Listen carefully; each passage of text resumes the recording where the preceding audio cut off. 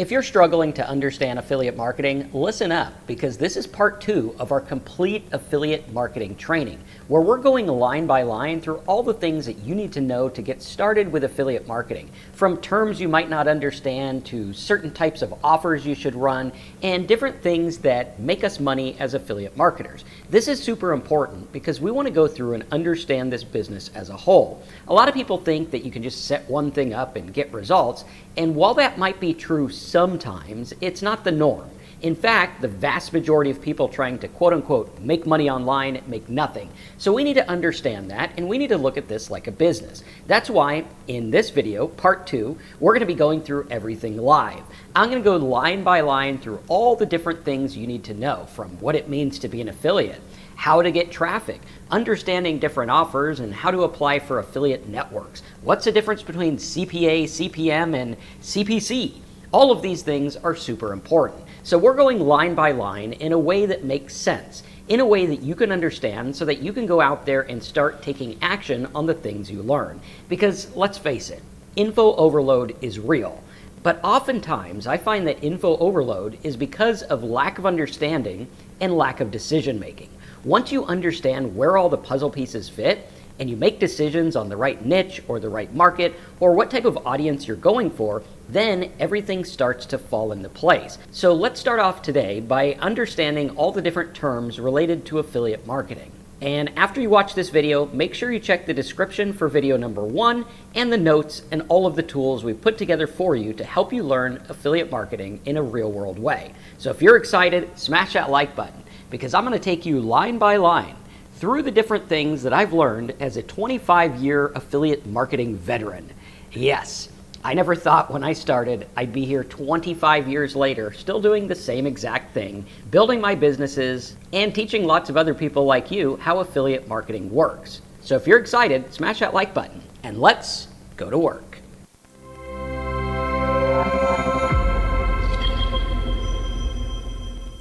All right, everyone, welcome to the show. Today what we're going to do is go through the rest of our affiliate marketing glossary and kind of show you everything that you need to know to get started with the old affiliate marketing business.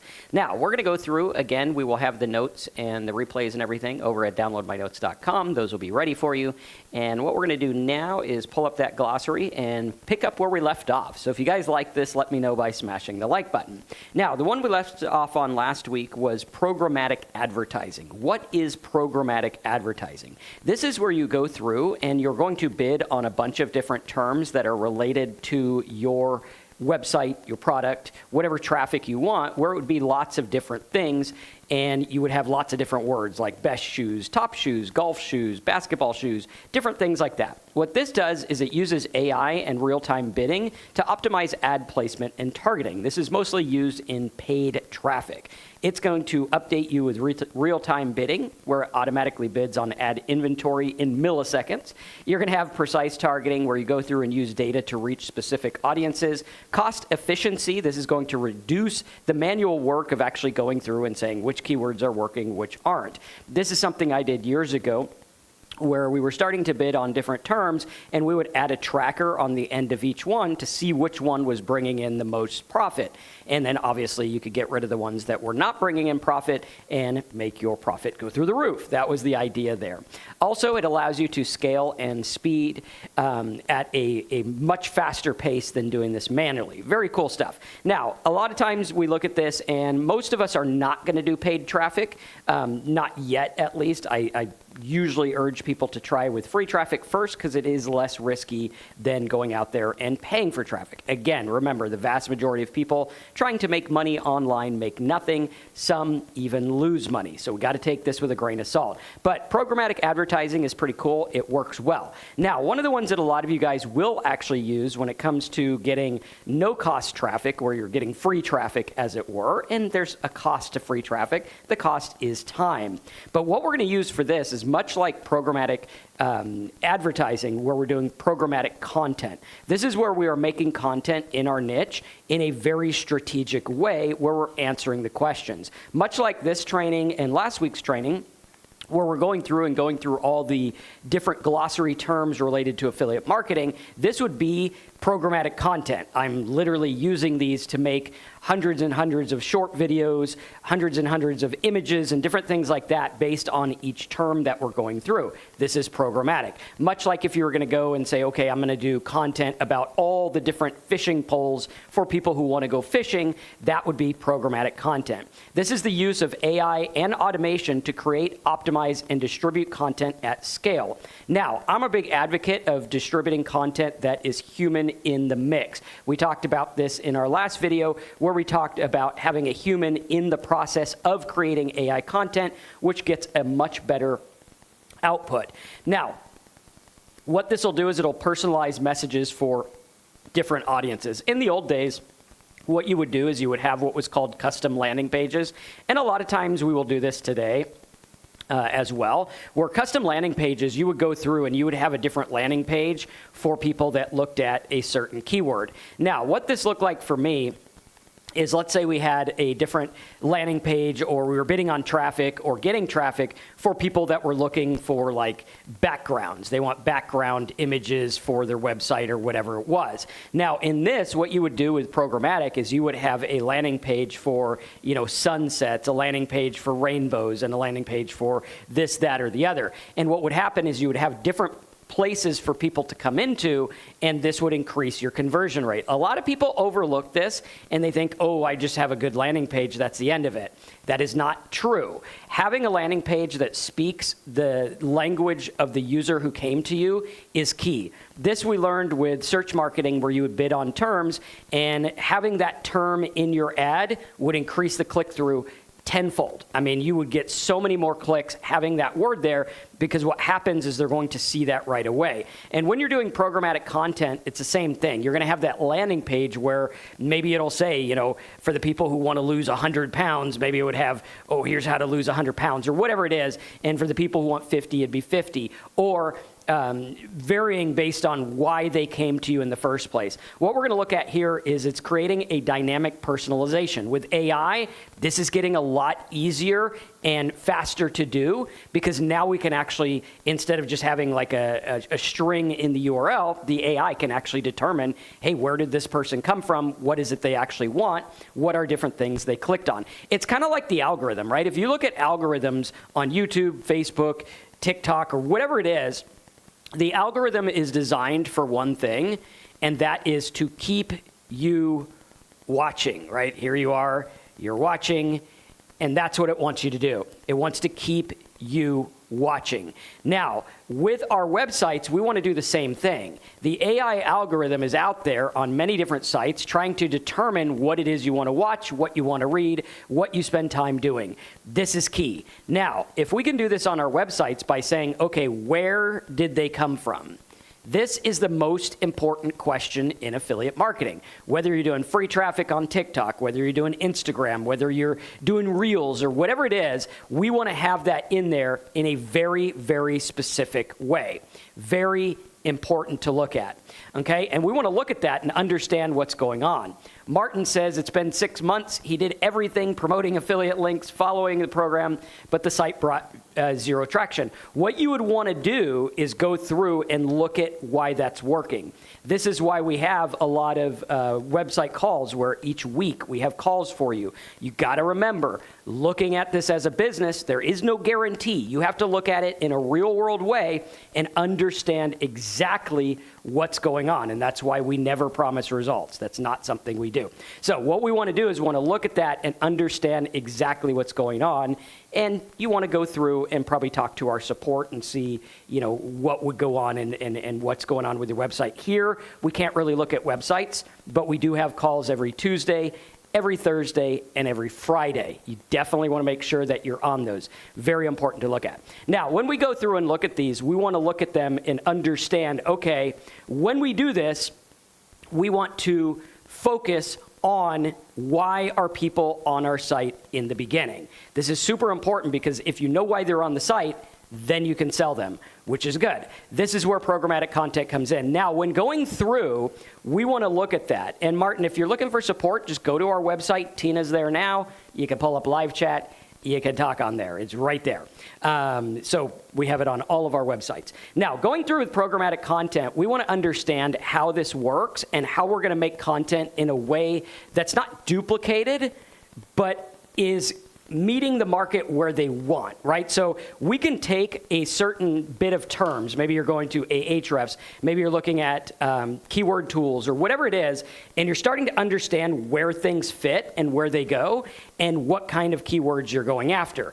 What we're looking at here is scale efficiency. Can I make multiple types of content for our market that they will want to look at? If they're looking for, how to save money on a car, yes, I could go how to save money on a Toyota, how to save money on a Ford, how to save money on a Tesla. This would be programmatic content where we are going to reach lots of different people with the same type of message, obviously tailoring it for them. The more tailored you have it and the more tight-knit your niche market is, or your keyword or your entry point is, the more you can make on that. Now, looking at real-time optimization, we can go through and optimize. Using AI, there's a lot of different things we can do here where we can make our programmatic content just for that person. Maybe there's certain things. Maybe they're like, oh, I want to find a way to save money on a Toyota, but I'm in the market for a $50,000 car or a $20,000 car. And going through and using that is really, really going to help us focus. All right, next up, we have a conversion funnel. What is a conversion funnel? Now, a lot of people look at ClickFunnels, and now they have OfferLab and all these different things, which basically is a fancy way of saying a process people go through to sell. Very important. This is a visual representation of the customer journey from initial awareness to final purchase. What does that look like? With affiliate marketing, what is it going to look like when someone comes in? Maybe they go and they watch a video, right? They're out here, they're watching a video, and they're like, okay, after I watch the video, what next? Maybe you're on this video and you're like, okay, after this video, I want to get the notes from Marcus over at downloadmynotes.com. And you go over there and you put the name and email in. Okay, that's called an opt-in. That is the first part of the funnel. Once they're on a list, now I can go out there and market to them other things, send them follow-up and helpful stuff. Once they opt in, they would go to a thank you page. This is the page that would say, thank you for opting in. Here's where to get all this other stuff. Bada bing, bada boom, there you go. Now, where do we get in this process to actually making the money? Well, there's several steps. What I like to do is on the thank you page, I like to have some kind of offer that relates to why they opted in. If they opted in for a guide on how to run faster, and I have some running shoes that help them run faster, well, I put that on the thank you page. Now, we can also sell in the emails and send them to other videos and tools and things like that. Very important to look at because a lot of people overcomplicate this process when in reality, a funnel could literally be 2 pages, right? I could go out there and I can have my content, which would be like posts and stuff like that. So if I'm using WordPress, I would have them as a post, and then I would go through and have that content there, and then maybe have a page where they opt in, and then have a thank you page. This could be the entire funnel. All we would do is go through and have the sales letter on this here, and then our content pages would be different, okay? So you might have a content page for, how to buy a Toyota and save money.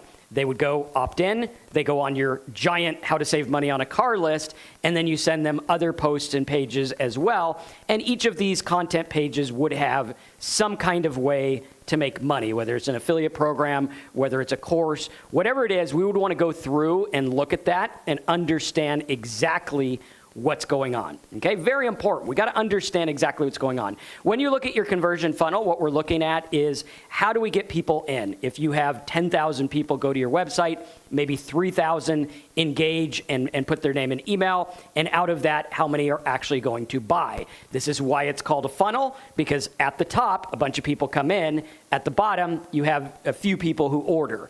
Okay, you're going to look at that and understand. This is the customer journey where you're visualizing the path from visitor to customer or visitor to signing up for an affiliate offer. Next, you have bottleneck identification. This is where you're going to see, okay, where are the flaws? If I'm getting traffic and they're not buying, why? Is it because it's the wrong type of traffic or the wrong type of offer? Everything is interchangeable. We can switch it. If you have something that's not working, I would say go through it, look at it. Am I getting traffic? If yes, where do they go? It's like those old schematics you would read in like medical journals and stuff like that, or car diagrams or whatever, where it would say, hey, are you getting traffic? Okay, no. Okay, if I'm not getting traffic, well, then I would go and say, well, it's time to get traffic. If I am getting traffic, I would say, yes.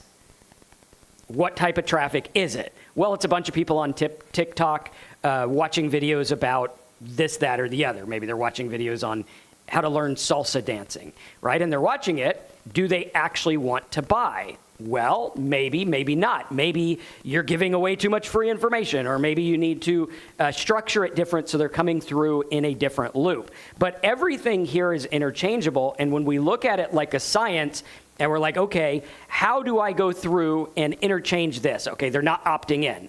Okay, so am I getting traffic? Yes. Are they opting in?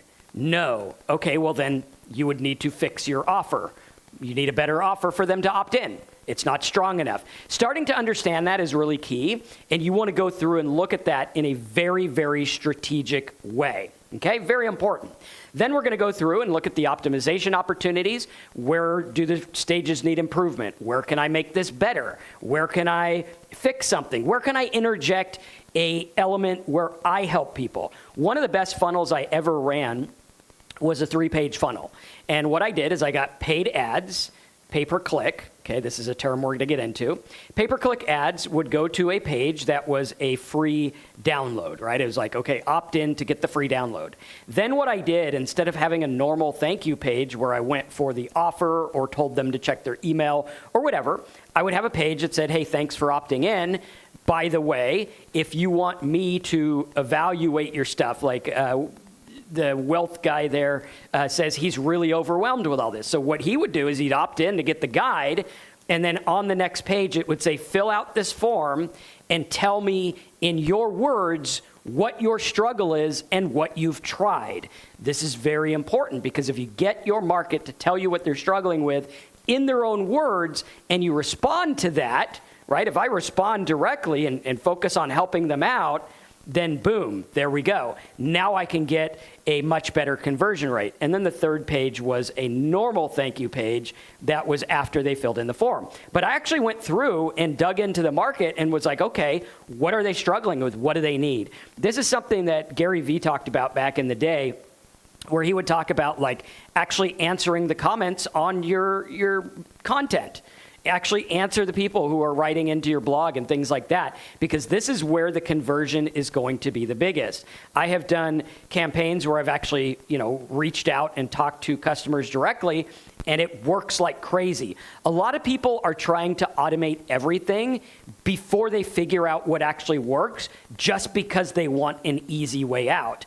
Well, it's not really that hard to learn about your market. And I'll tell you what, if you do a method where you go out there and you just listen, right? Sales is about listening. A lot of people think, listening, that says listening, all right? A lot of people think that sales is about like, oh, I'm going to make you buy something that you don't really want, or I'm going to sell you something that's not in your best interest. That's not what sales is about at all. That's the art of like manipulation. What we want to do is actually focus on what people want. As affiliate marketers, I could sell anything. So if you come to me and you're like, hey, I need a software for this, as long as I get paid on it and it's something that'll help you, it's good to go, right? You can sell that. And the only way you're going to learn that is by listening to your audience. People miss this. One of the ways that I have found to get information about your market fast is by listening. There was actually something, I think it was Russell Brunson who made this popular back in the day, but it was something that people had been using forever. And what would happen is before you get them to opt in, you've probably seen this. It's like a page, and usually it would say like, where or how did you hear about us? And it'd say, oh, Google, Yahoo, YouTube, or whatever, right? And the idea was to get people to answer this question, and that would be what's called a micro commitment. They're saying, yes, here, I'm going to answer this question, then they're more likely to opt in on the next page. What I did is I took that to a next level, and instead of just saying, where did you hear about it? Because if you're asking your customers where they heard about your website, then you're not doing the right tracking. You should know where they're coming from. This is important data that it'll make or break you. Okay, so here what I did is instead of where did you hear about us, I said, what is your number one struggle online? And I would choose 5 or 6 different struggles. And again, this is where AI comes in, right? It'll go out there and it'll research what people are struggling with. It'll check Reddit and see what they have problems with. It'll check websites and see what they have problems with. And on this page, instead of where did you hear about us, I said, what is your number one struggle? And what I did is I actually tracked these results where it was like, oh, 97% of the people struggle with this, 10% struggle with this, or whatever that breakdown was. What it would do is it would give me data about my market while increasing my opt-in rate. Number 3, where we took this to the next step. And yes, this might be a little overwhelming. Watch this again. Get the glossary, get the replays and all that, because going through and looking at this is what makes the difference. I don't care how great your website is or whatever. If you have something where your customers can tell you what they want, what they struggle with, what they need, it's game over. Not only did we track this, but I also made a tool that sent them to different pages, Why would I do this? Well, if you say you struggle with getting traffic to your website, and I send you to a page that's like, hey, are you struggling with getting traffic to your website?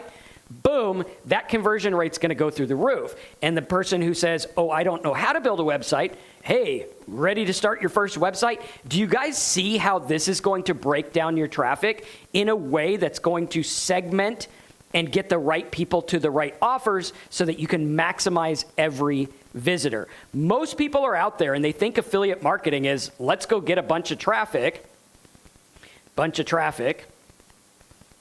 and let's send it to this one affiliate offer. Or let's send it to like a link tree with a bunch of different links. Okay, this will work if you have a bunch of traffic, and you'll probably think you're doing fine, but the problem is you are wasting money. Now, here's the problem. This is why affiliate marketers struggle. Most people never make it to the bunch of traffic portion. Why? They get like 1,000 visitors, and they're like, why didn't I make money? Well, first of all, 1,000 visitors, depending on who they are, if you're not getting the right visitors, you're not going to make anything anyway. So they never get to the part where they make anything.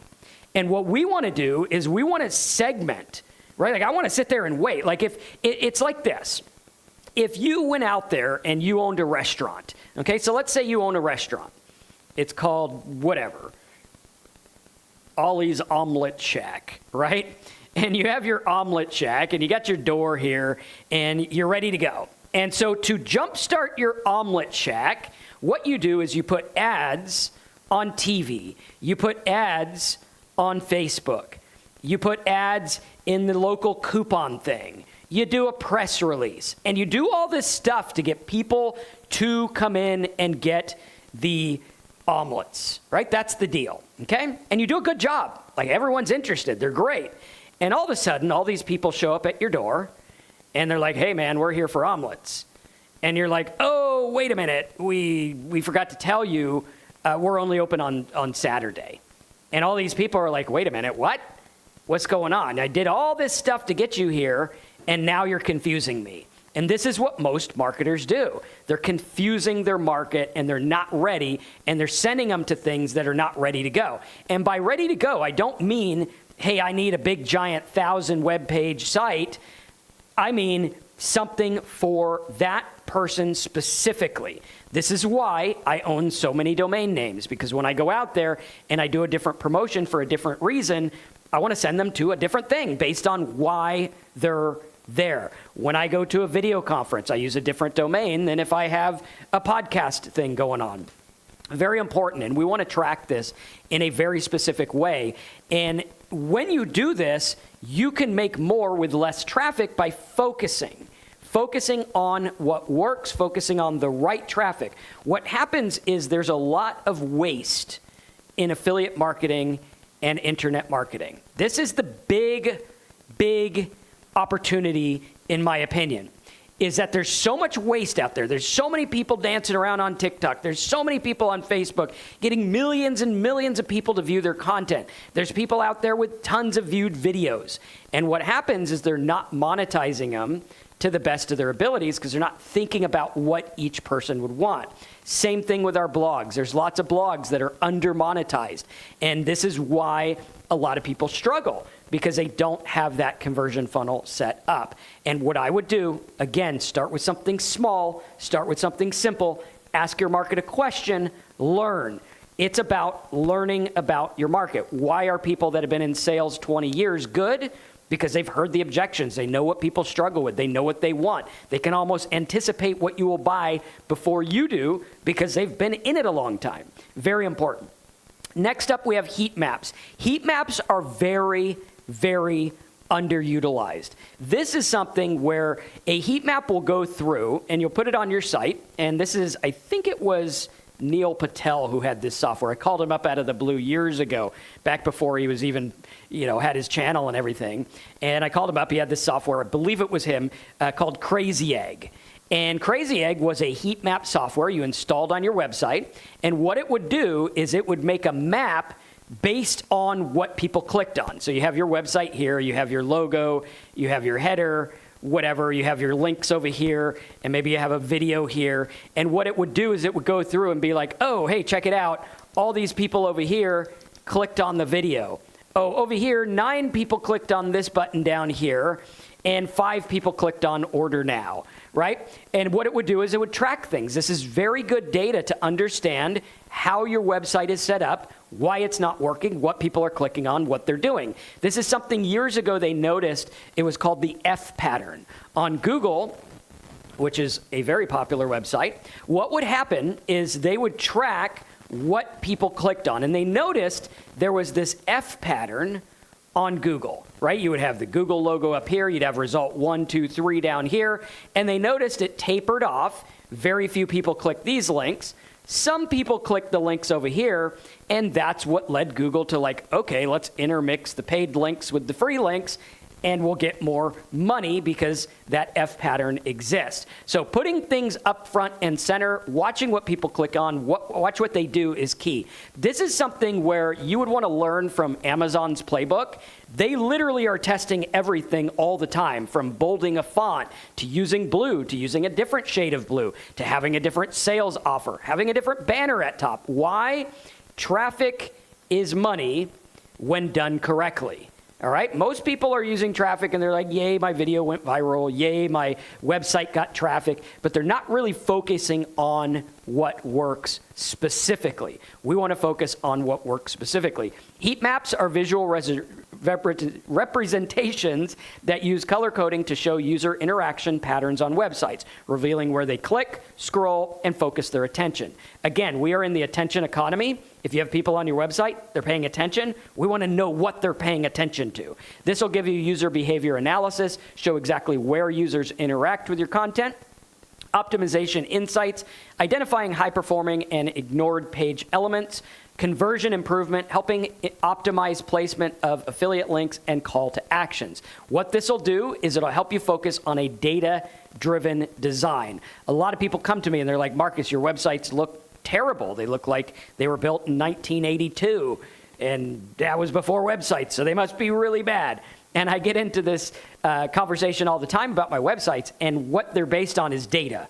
I base them on data. If I found that pretty websites got more conversions, I would have pretty websites. But they don't. Time and time again, over and over again, the uglier, easy to navigate websites sell better. Very important. What we're going to have here is click maps, scroll maps to see when they scroll, attention maps to see where it tracks visual attention patterns, and movement maps. Sometimes it'll track where they move. And there is an entire science around this where they literally just watch people watch websites to see what they do. It's like a case study where they have people test out websites and things like that. Heat maps are very important, and they are underutilized in the affiliate marketing space. This is something that took one of my sites from making like $300 to making a bunch of bucks pretty much overnight by understanding exactly what I needed and what people wanted.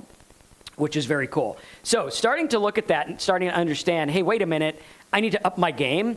And by upping my game, it doesn't mean doing all the things that are busy work. It means doing the things that teach me about my market. Heat maps will teach you about your market. Next up, we have CRM, or customer relationship management.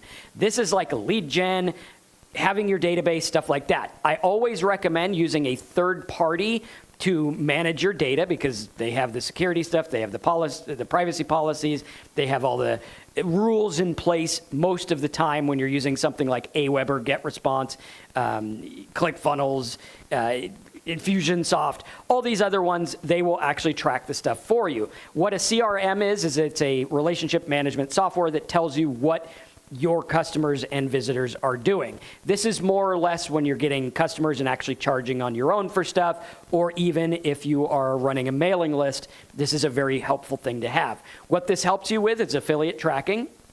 It'll manage affiliate partner relationships and performance data. So if I want to get an affiliate to promote my product, I can do that with a CRM. Lead management, I can track prospects from initial contact to conversion.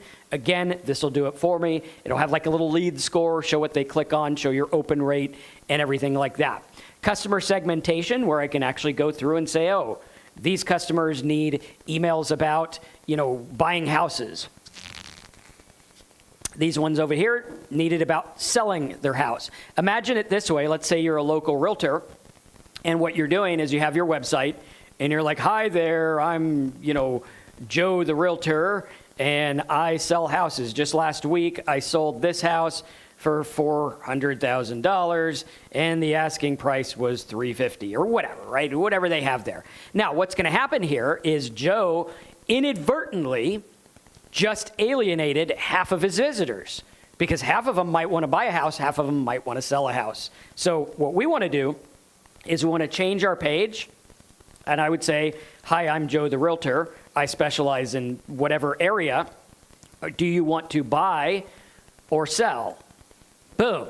Now give them a custom message. That little subtlety is going to change the game, because far too many people are trying to say far too many things to far too many different audiences with one web page, one video, one piece of content, and it scatters it. Having a CRM will help you with this, and you could actually go through and track the different leads. The buyer leads would go to the buyer one. The seller leads would go to the seller list. And you would say, hey, Bob, are you still thinking about selling your house?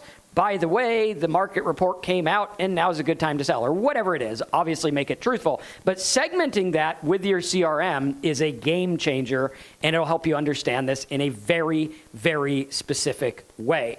Having this is a must if you have your own product. It's a must if you're running a mailing list. And a CRM could be something simple like Aweber, which is, $18 or something like that. I don't know what it is. It might be $30, but you could go to the site and see.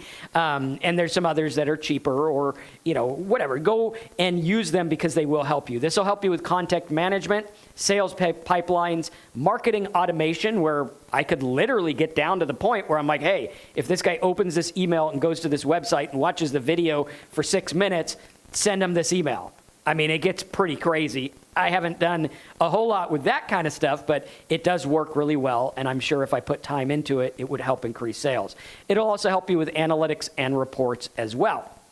Next term we're going to look at is SaaS, or software as a service. This is one that people talk about all the time with vibe coding.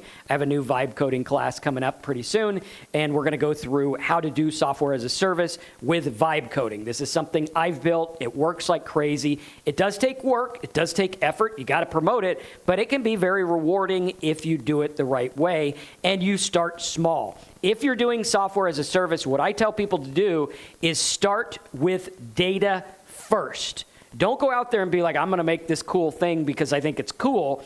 Go out there and look at the data and figure out what they would want. The cool thing about the internet is everyone has an opinion, and they want to tell you what they want, why they want it, and what they don't like. And using AI, I could go to Reddit and say, hey, AI, go look at Reddit, find out what people don't like about Excel software, or what people don't like about this, that, or the other, and start small. A lot of people get into software as a service.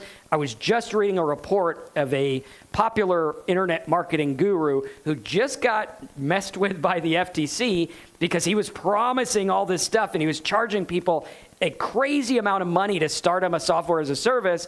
And it's like, most people just need to get started with very basic, bare bones stuff and go out there and prove the concept, right? You've got to prove the concept. If you're spending money thinking that that is the trick, you're going to have problems, because that's not the trick. If that was the trick, all the people with a bit of money would probably have more money.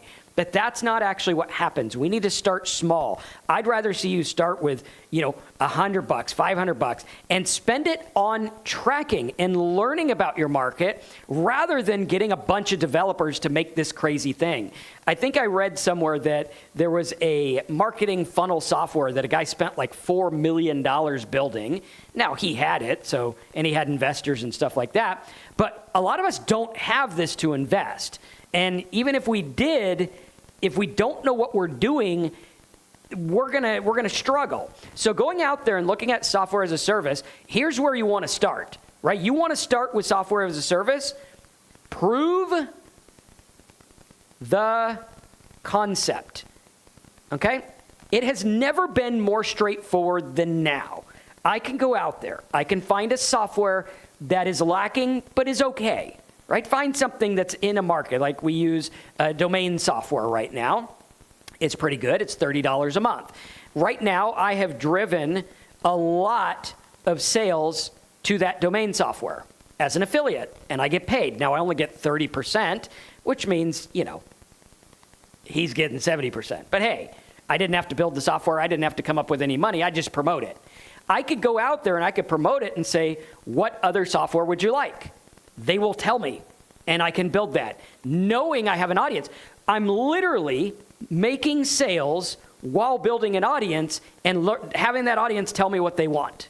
This is something that before was kind of unparalleled. Like, you couldn't go out there and get market data like this. Now we can. And when you understand that, now I'm building something based on what people want, which is a much, much better way to go about it. Doing software as a service in the age of AI is absolutely one of my favorite things, because I can go out there and use AI tools to build software. We can use affiliate tools to provide cloud-based tracking, analytics, and management platforms. A lot of people think, if I build this tool, a bunch of affiliates will promote it. Okay, well, here's the deal. If you can't go out there and get customers to buy your own software, then you're either not a good marketer or you have bad software. You should be able to prove it in the concept on your own. Back when I first started the Simple Sites course and all of the stuff that we have now that has gotten turned into a software, what I did is I proved the concept first by buying ads, selling my product. That's what I did. I bought the ads, sold the product. Then when I went to affiliates, I was like, hey, I tested this on paid traffic, and here's the results. Then they wanted to promote it. But what happened is I learned. I put my money where my mouth was and said, I'm going to go and I'm going to test this and I'm going to get results and I'm going to learn about my market. Learning about your market is key. You could learn about a subsect of a market. Maybe you're in the Excel market and you're going to make some kind of calculator or tool or whatever it is. What happens here is we can go out there and start adding on to things little by little. Maybe I start with a small software, $5 a month, $10 a month, whatever it is. Then I graduate and I'm like, okay, I can add more stuff. Right now, we have our AI Profit Scoop, which is, you guys see the little logo down there. AI Profit Scoop has software that we've been building, and we're actually going to start raising the price on it because we've built a lot of software with it, and now it's getting pretty cool. And so what we're doing is we're building and growing as the market demands. As they come out and say, hey, we want something new, we build and grow that. This allows us to scale where we can adjust resources based on business growth. Watch what they want.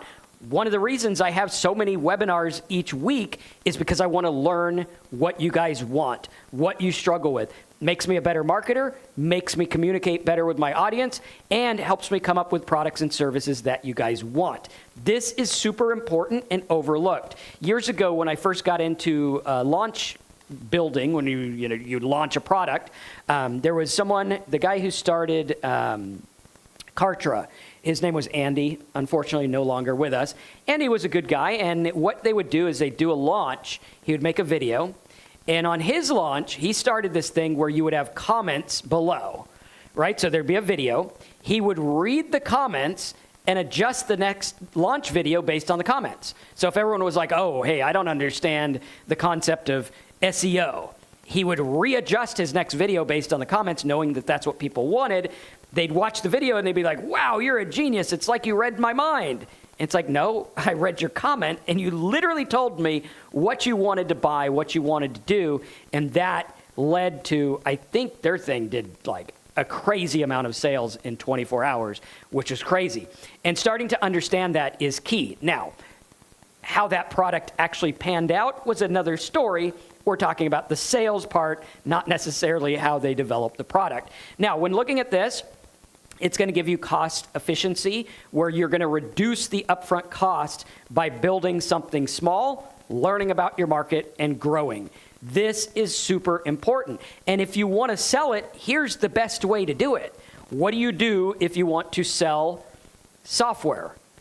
You talk about all the other software in your market, how to use it, and when it would be used, right? So let's say you have a software that's like a CRM or maybe a Excel file thing like for taxes, right? You have your tax software, all right? You would go out there, you'd talk about H&R Block software. Here's how it's used, here's what's best. And you're talking about it in a good way. You're like, okay, if you want to do this, go get the H&R Block software. Boom. Give them your affiliate link, make a little bit of coin while you're learning about your market. What do you do when you're building traffic? Then you go through and you're like, oh, here's this TurboTax thing. Okay, cool, let's get their affiliate link. Oh, here's this other one. Here's this other one. Here's this. By the way, if you want this specific thing for bowling store owners or whatever it is specific that you're doing, you point to yours and you make sales. This is a way that you can build an audience and create a full business just by talking about other things. There is no accident that one of the best videos on this channel that I did back in the day, before I even knew what I was doing with video marketing, there was a video we did for the all-in-one SEO plugin. Why? Why would I make a video about some plugin? Why would I just help people learn about a plugin? I don't even think I was an affiliate. I think I just promoted it just because it was a good tool. What it did is it taught people, hey, this guy knows about SEO. He taught us about a cool plugin and how to use it. I should watch his other stuff about SEO. SEO, big market. Boom. Going out there and doing this is key. If you're going to go out there, let's say you're an author, right? What I would do is I would talk about other books. You want to have a podcast, have all the other authors on your show. Boom. Now you're getting a bunch of traffic from people who actually want what you have. Very, very important thing. This is how I built up the Talk Sober channel, which luckily we got the new set. We're going to start that up again.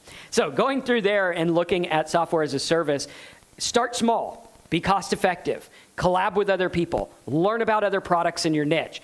Don't go out there expecting, oh, I have this great product, it must sell. The best product isn't always the best seller. There are videos here on YouTube that are fantastic training videos that get like 9 views, but they're the best video ever. I'm like, dude, that 9-view video made me a lot because I understood the concept. It doesn't necessarily mean having the best product is going to be the best thing. It never happens that way. There's lots of things that prove that wrong. It's about the right marketing and the right product to the right audience. Very, very key. Also, sometimes first to market, like ChatGPT, obviously is not the best AI for certain uses. They are the biggest. Why? First to market. Boom. That was the key. Now, others are doing well where they understood, oh, hey, some people want ChatGPT for images or video or whatever, and they focused and harnessed in on them. What's the best way to do that? Teach people how to use the other AI and then show them how yours works as well. Obviously, make sure you have the rights to use whatever you're doing and make sure that you're giving honest, upfront stuff. If there's a product that's good, that's your competitor, talk about it. Say why it's good. Use your affiliate link. Make some money in the process. Very important. Software as a service is a big business. I think a lot of people overlook the work involved, but they also overlook the simplicity of understanding the market and making it work. Omnichannel. This is a marketing approach that provides seamless integrated customer experiences across all channels.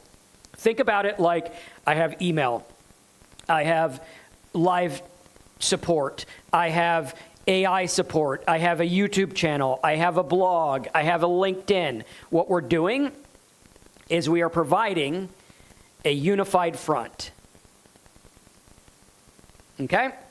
A lot of people miss this. They're like, oh, hey, I got this YouTube channel. I'm going to talk about drones, and I'm going to talk about fishing, and then I'm going to talk about, my pet.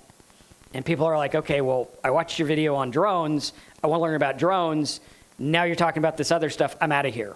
We want a unified front, whatever we're doing. If we're doing this as a business, we need to treat it like a business. Our omni-channel needs to be about what our main offer is. Whatever your main offer is, whatever type of traffic you want, focus. What this is going to do, it's going to help you with a unified experience, consistent messaging across all customer touch points. When you go out there and they see your Facebook, it should be about, hey, go to my blog. This is why I'm a big advocate of having a domain. If you don't have a domain and website and you're trying to do affiliate marketing, you're doing it wrong, in my opinion. You need to have that one data point where everyone understands, hey, that's the affiliate marketing dude. That's who he is. We go learn about him. Here's where we get the data. It's also going to give you cross-channel tracking where I could go through and I can have a page for the Facebook people on my website, a page for the YouTube people on my website, a page for this. Very important. Also, we can go through and use data integration where we can combine insights from all channels for a complete view of what's going on. Super, super important, okay? Also, personalization. It'll allow us to deliver tailored content based on channel preferences. This can be used with digital channels, physical channels, support channels, and marketing channels. Works really well. Next up, we have the term voice search. This is getting a lot more popular with AI.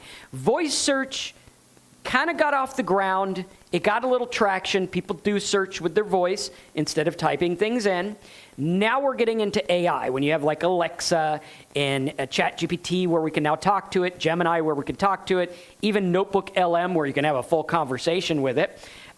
What's happening here is it's a technology that allows users to search the internet using spoken commands instead of typing, powered by speech recognition and NLP or natural language processing. What this does is it allows people to search, and we can show up in that search either through AI or through Google. This is mostly for conversational queries where they're speaking in a natural, longer phrases. How do I get over there in the fastest way without paying tolls on the freeway and taking side roads or whatever it is, right? That's going to go through, and it'll be a longer type query. This used to be known as long tail search, where long tail search isn't as effective as it used to be because the computers are smarter and they're understanding, oh, that long tail phrase can be answered on this site that's not necessarily optimized for it, but it is about it. What we're seeing now is a lot more about general stuff. This site is about this general topic, ergo it will rank for all of the stuff in that topic. Local search focus, a lot of voice searches are location-based, where they're like, oh, where's the best restaurant or whatever, okay? Featured snippets, this is a popular one where you go on Google and you see a little box of the featured snippet where the voice assistant is actually reading from that. Now, a lot of featured snippets and voice searches where they're returning voice is going to lead to 0 clicks, which means if you make content for this, you'll be helping people out with info, but it's not necessarily people that are going to go to your website. This is why we need those multi-channel approaches if we're going to make it work. Mobile integration, seamlessly integrated with smartphones and smart devices with voice search. Smartphones, smart speakers, connected cars, smart TVs, these are all going the way of voice search. I don't see it taking over regular search. I still see people typing stuff in. So optimize for both, that would be the key. Next term we have is augmented reality, or AR. This is where we are overlaying digital information into the real world. This is something that's an interesting concept.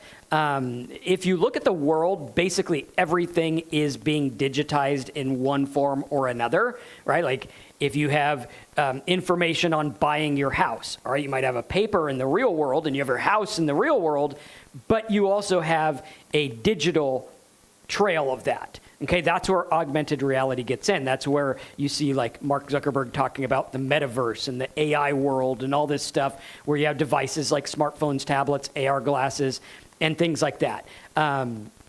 Not yet there, but I think AI is going to push this forward where you could do product visualization where I can look in AR glasses and be like, oh, what will I look like in the blue suit or this hat or with a different hairdo or whatever it is. This allows interactive experiences, creating engaging, immersive marketing campaigns. Try before you buy, where I could go through and say, oh, hey, what would that paint look like on my wall? What would this look like in my kitchen, or whatever it is. Enables product trials and demonstrations in a virtual type way. This is something we talked about years ago, or not years ago, actually months ago, where we had talked about a AI paint tool where they would go through, they'd put a picture of their living room, it would show what it would look like with the blue, sky blue paint or whatever it was, and it worked really well. One of our students actually used that, got a bunch of views on his video about it. Don't know how he did with it, but I know he got a lot of views. I think it still remains one of the biggest viewed videos on his channel, and all he did was show how to use the paint tool, which is very cool. These things can work if you're willing to do the work and go get it and track and learn. Problem is, most people, they just give up and they start something new before the thing that they started even works. What we want to do is we want to make decisions based on data and then focus on, okay, let's get the traffic. Let's see this thing through. Very important. Next up, we have edge computing. This is a distributed computing paradigm that brings computation and data storage closer to users. This, I believe, is much like cloud-based stuff, Amazon S3 and things like that. Next up, we have the term artificial intelligence. This is a big one right now. Computer systems that perform tasks typically requiring human intelligence, such as learning, reasoning, problem solving, and decision making. Artificial intelligence has changed the affiliate marketing game unlike anything I've ever seen, and I've been doing this for 25 years. What it has done is allowed us to get data faster and create stuff a lot faster, where all I need to do is be the director of content rather than the creator of content. We can go through and make this. These slides that you're looking at right now, they, compared to what this would look like 10 years ago, this would have taken me weeks to make this slideshow. Manus made this in a couple of days. I was able to go through and edit and tweak and make it work. Very simple. Now, AI can also go through and take each of these and make an image of it. It could also go through and make a short video from the one that I'm making now. What it's doing is allowing us to scale a lot faster when done correctly. But a lot of people don't understand the power of what AI is doing, and they think, oh, it's cool, I can just write a bunch of articles. Okay, do you think the internet needs more articles, or does it need specific stuff? If you want to learn more about this, watch Monday's video, which was about AI slop content, which is taking over the world right now. And people do view it, but the amount that's being made on it is really low. What's happening is everyone using artificial intelligence, there's becoming a tipping point where all these people over here are using AI junk, and it is getting a big bit of the views, but those views are getting jaded and people are like, okay, I really don't trust anything anymore because everything seems to be this junk. And so what's happening is there's a window where people that are doing good, human in the mix content, okay? Very, very important. Paul says, can you please toe down the OMG thumbnails? Once they stop outperforming the other ones, I'll do it. Like, I don't want to make those faces. That's not what I look like normally, but that is what people click on. Once they stop clicking on it, I'll stop doing it. As a marketer, we need to look at what works, not what we like or what we want. We need to look at what actually works. And if a thumbnail without me in the picture worked better, I would use it. Sometimes we've tested it. Sometimes it does do better. Test everything and focus on what works. Do more of what works. Very important, okay? Going through with AI, we're also able to test things. Like there's new testers that'll go through and tell you which thumbnail's working better, and it'll optimize for that. I think YouTube has a new thing that does that as well. Natural language processing, this is understanding and generating human language, where the computer is recognizing patterns and seeing what's going on. Computer vision, interpreting and analyzing visual information. This is where you'll actually see things and it'll interpret a picture. Automation, this is where it performs tasks without human intervention. Now, we are getting to a point where automation and AGI is on the horizon. And when we look at this, it can actually go out there and perform tasks without intervention. I can go to Manus, I can make it work in a specific way. I can come back in the next day and I have a task done. Right now it's working on 100 different affiliate programs and we're making content based on that. And starting to look at that and have it do specific things, right? There's different types of AI that do different types of things. So you have ChatGPT, which is like, okay, ChatGPT, I go there, I tell it what to do, I get a list or an article, or sometimes if you're using the Sora, it'll make a video, okay? This is one way to go about it. Now, this is good, it's great, it will help you. Now, there's another type of AI, which is something like Manus. Right now, Manus is the big kahuna in this. I don't think anything comes close to it. If you are a marketer, you have an agency, you want to build content, if you're making a little bit of money and you can afford the $200 Manus, I think it's the best bang for its buck in the terms of AI world. I absolutely do. I am not sponsored by them. I don't even have an affiliate link. I think it's an amazing tool. Why? Because I can give it specific instructions. It actually goes and uses its own web browser to complete them. So I could be like, hey, go find data on these and compare it with this, and then compare it with this Excel spreadsheet that I gave you, and line them all up and make a slideshow. Boom, done deal. Like here, it actually made this slideshow for us, which went through and followed my specific instructions. Now, there's other AIs as well, like Perplexity, which is good for research. There's Notebook LM, which is a fantastic one for doing research and understanding in an isolated environment. There's different uses for different things. If you're coming at me and you're saying, Marcus, what's the best AI to make money? You're asking the wrong question. The right question would be, first, how do you plan on making money? Okay, that's the first thing. Because what you use is going to be determined by what you do. If you say, Marcus, I want to start a software as a service business, I'm going to say, you need to get Gemini, and that says Gemini, and you need to get something like Lovable or another coding tool, okay? It depends on what you are trying to do. There is no one size fits all. When people come to me, they say, what's the best AI? What's the best affiliate program for beginners? There isn't one. The best affiliate program is the one that matches the traffic you have. Well, Marcus, I don't have traffic. I'm just trying to get started. Well, then you need to find your niche. This is all plannable as a schematic, but people don't want to do the work and ask the tough questions of, what am I doing? In AI Profit Scoop, if you're not a member yet, you want to become one before we raise the price, which is very soon. What we're doing is we're making a today dashboard, which is, okay, here are tasks that you can do today that will get you more ahead in your business. And it's focused on daily things that you can do with AI. Because a lot of people are out there and they hear someone talk about faceless videos, they go make 9 faceless videos, they do it the wrong way, it doesn't really help them, okay? And then they give up and they try writing books on Amazon and they're like, okay, well, everyone did that. But what they're not doing is they're not finding a niche, learning about the niche market or niche market as it were, and they're not building something. What happens is we need to get that snowball effect. When you're up here and you're on the hill, right? You're here and you're on your skis or whatever, right? And you push the little snowball down, okay? Most people, they just go over the snowball. But what's going to happen is the more you build and the more you grow, this thing's going to get bigger and bigger and bigger and bigger. But if you're out there and you're like, okay, well, one guru said, make a faceless YouTube channel. Okay, cool.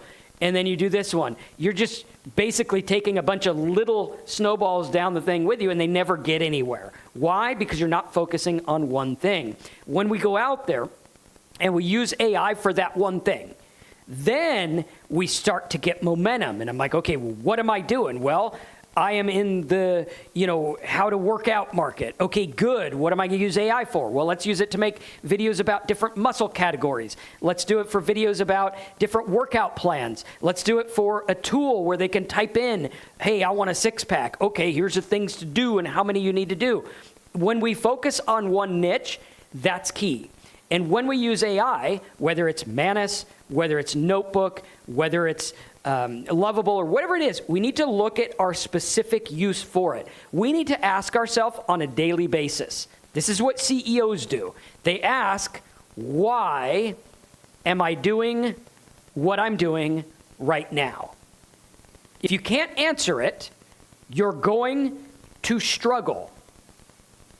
Plain and simple. If you don't know why you're doing what you're doing, if you're just making a coloring book because some guru told you to make a coloring book, okay, good luck. Instead, what I would rather do is go get a domain at auction about Bible stuff, build that up, make some coloring books, make some tutorials, make some worksheets, make things that people would want, build and grow this with multiple platforms. Well, Marcus, I want to build an Etsy store. Good. When you have your Bible audience, because that's what you're doing. You are building an audience. If you are an affiliate marketer, you are an audience builder. That's what you are. So if you're not doing something to build your audience, then you're not doing affiliate marketing the right way. You got to build that audience up. And then, now that I have the Bible audience, now I can sell stuff on Etsy. Now I can make printable things. Now I can go out there and sell a software. Focus is key. And when using AI, how can I use the AI to help me build the audience that's going to make me money? That's a question we need to look at. And I got to tell you, AI has transformed the way I do research, the way I make content, the way I help my customers, the way I make software, the way I make money. All of this has been transformed in a very, very specific way. Machine learning is our next term. This is a lot like AI. This is a subsect of AI that enables computers to learn and improve from experiencing without being explicitly programmed for every task. This is where a machine starts to learn on its own or learns from what we do, right? Like they basically unleashed the machine on the internet. It goes out there and learns different things based on what people say. Now, right now, a lot of the internet is trained on Reddit and social media, which I don't think is the best snapshot of humanity. So it's getting a narrow view of humanity, but that's what we have right now, and it is learning. Basically, it is recognizing patterns, identifying trends in patterns and large data sets. Predictive analytics, forecasting future outcomes based on historical data. What is this person going to want? What do these people want to watch? What does this person want to read? What are they going to ask us? What are they going to search next? This is something very important. Had you been following me back in the year 2014, in the year 2014, I had a major downfall, mental issues, and ended up being an alcoholic, and I needed help. And once I got out of rehab and started building my life back together, almost lost everything, I asked myself the question, and I thought, okay, could you have predicted that I would be an alcoholic or am an alcoholic based on my search history? So I did a video, it's on my blog, where I went through and I looked at the search history, particularly the stuff related to, what I was dealing with, depression, alcoholism, mental stuff, all of these things. And yes, the answer was yes, you probably could have predicted that I was going to need help. That's kind of what AI is trying to do, is predict what's going to happen based on other things. Now, computers are pretty much like, if this, then that. Okay, if person searches this, then here's what they want. Now it's getting to be more smart where it's like, okay, now it's going to understand, okay, if this, then it might be this. Let's predict it based on this, based on the fact that they're this person who searched for this. And looking at that is very, very important. This is where pattern recognition is at its finest. Basically, I think that one day, unfortunately, we'll be there and the computer will just decide what we want to watch, and it'll know because it's programmed to literally know what we want before we want it. And I think that's kind of the world that Amazon and Facebook envision, where it's like, okay, we're just going to order stuff for you because we know what you want, and we're going to show you what to watch because we know what you want. Interesting stuff. It is going to be an interesting future going on, but in terms of affiliate marketing, what can we learn about our market? Can we have AI be like a site heat map and understand what people click on and why and how we can help them? Yeah, we can do that. We can have machine learning help us get conversions. Supervised learning, where it learns from labeled training data. This would be like Notebook LM. I give it data. It only focuses on that data. Outside of that data, it does not exist. It knows nothing but what I give it. That's why Notebook LM is good for certain types of research. ChatGPT is going out there looking at the entire internet. Unsupervised learning, this is where AI is just out there learning, finding patterns in unlabeled or unspecified data. Or reinforcement learning, where it learns through trial and reward. This is where it's going to go through and be like, oh, you did a good job. Yay, I want to get more good jobs, so I will do more of that. Very important. NLP, or natural language processing, is a AI technology that allows computers to understand, interpret, and generate human language. This is what's happening when the computer talks back to you. So we did a video on JSON prompting. If you did not watch it, go watch it. JSON prompting is the key to understanding what's happening. When you're going into AI and you're giving it a task and you're like, okay, I want the AI to write me a poem about coffee, all right? And it does this poem about coffee. Now, what happens is the AI first says, the user wants this, and it'll have like a JSON prompt. It'll be like JSON, user want poem, and then it'll define poem. Poem equals a series of words or whatever that rhyme, okay, rhyming words. And then it'll say, oh, customer wants short poem, 100 words or less, and it'll break down everything. So what happens is the AI takes your words, converts them into code it understands, because language is beyond the AI, right? It's thinking in multiple languages. It doesn't even matter. It'll switch up wherever, however, it'll understand all of it. It could speak a phrase in 10 different languages and understand it. But what it really understands is code and syntax. People don't get this. When you go out there and you create something with AI and you think the AI is feeling what you feel and understanding you, it's not. It's recognizing patterns. Any emotion, anything you subscribe to it is you giving it to it. It is just words on a screen. That's all it is. You unplug it, it's over. Okay? This is key because a lot of people think AI is something that it's not. Maybe it will get later. Yes, I watched those movies in the 80s and 90s too, so I'm a little scared about where it would go. But if we understand, for the purposes of making money with affiliate marketing, words get interpreted into code, okay? Then it comes back with its research, comes back with code, puts that code back into words, okay? What does this teach us about making money? That teaches us, if I speak in code, I shortcut the process and get exactly what I want from AI. This is what JSON prompting is about. Natural language processing is the computer saying, okay, we need to process this language, make it make sense to us, and then make it make sense to the human.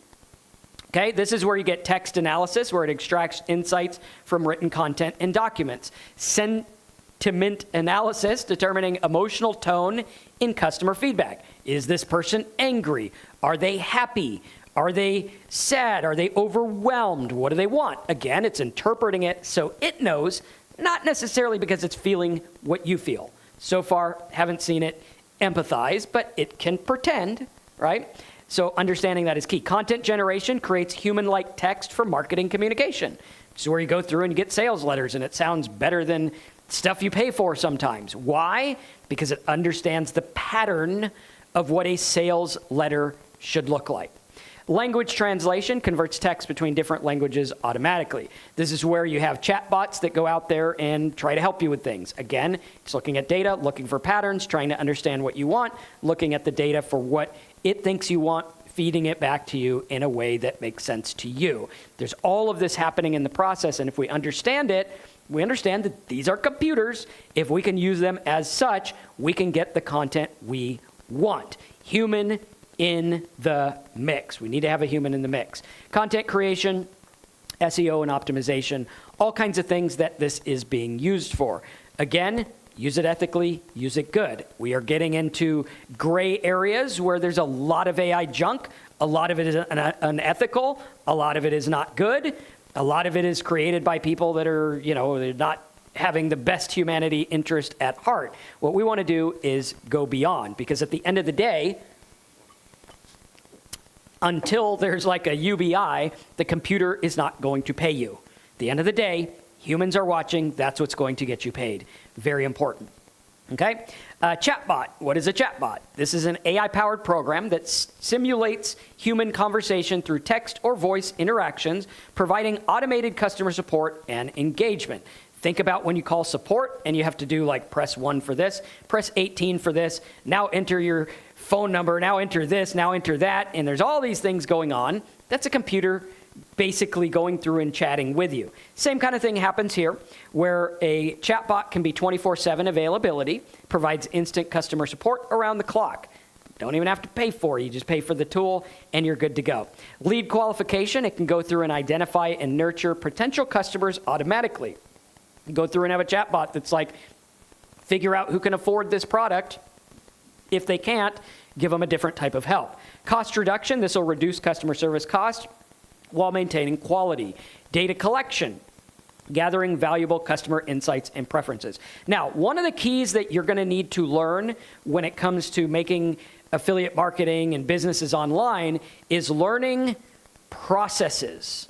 This is huge.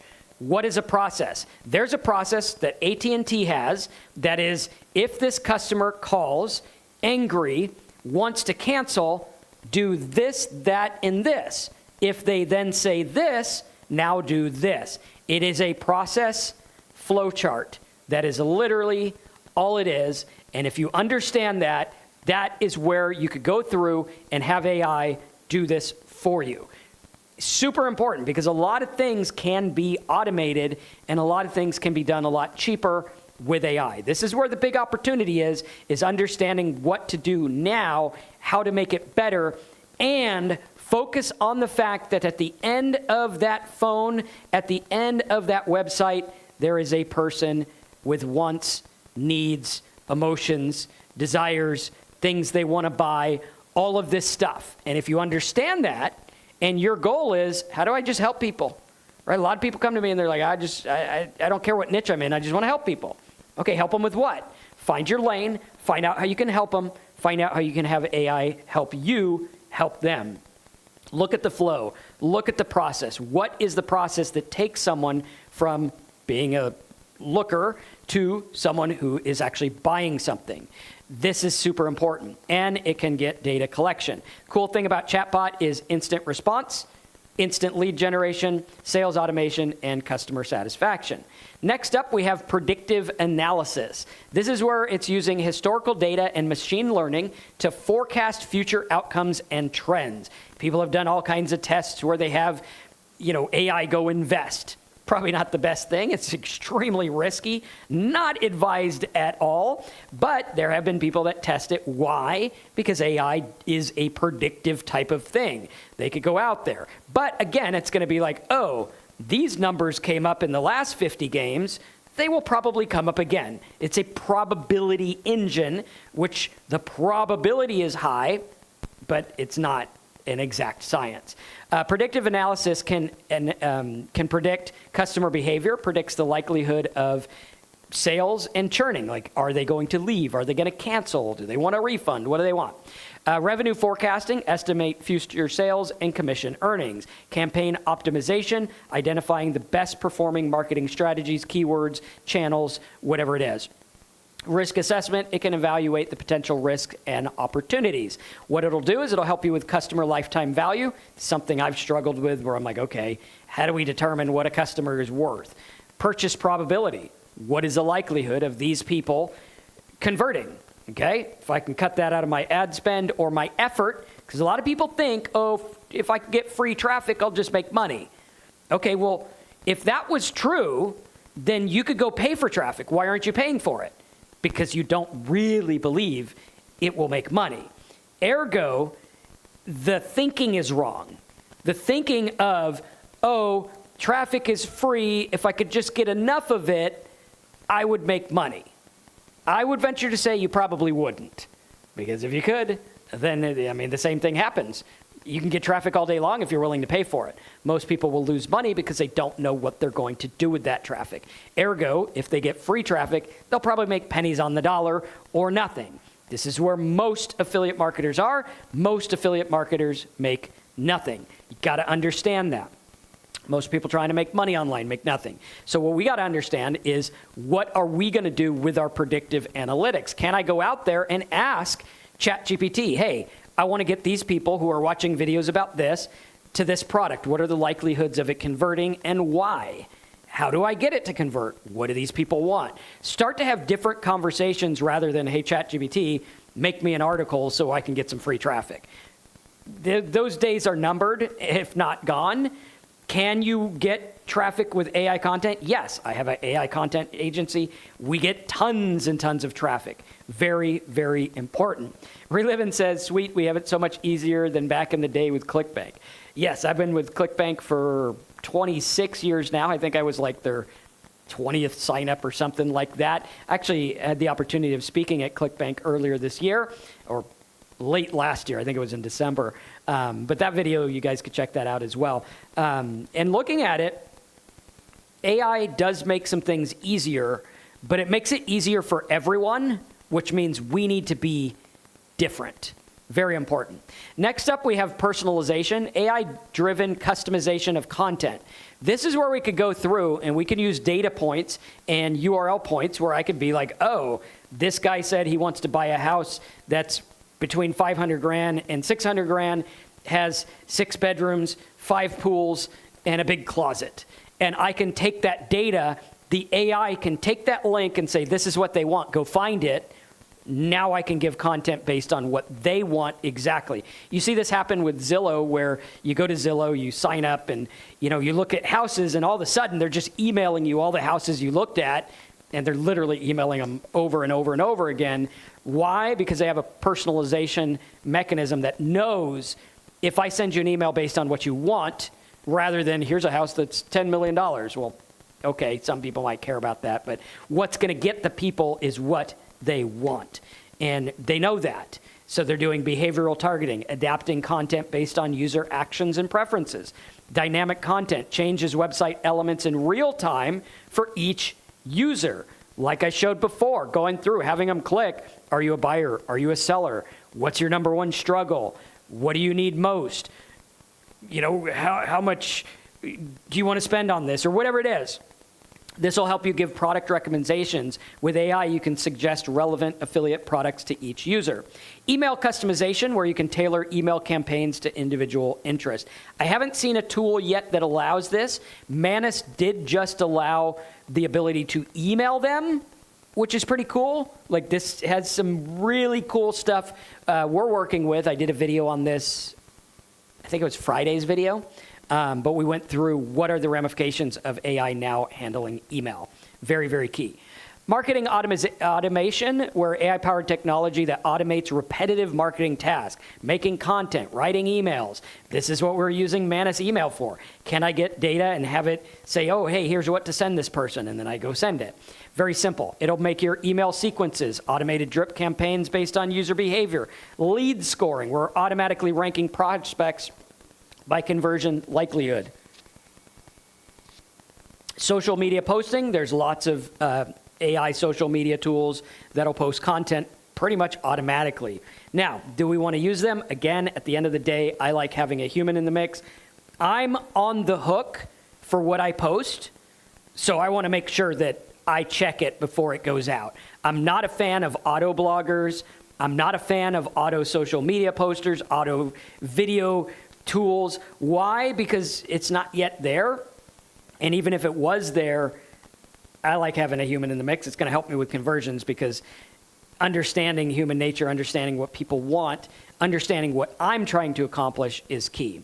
Customer segmentation, it'll group users based on behavior and preferences. Very important. Time saving, scalability, precision, and ROI improvement. If you're digging this video, smash that like button.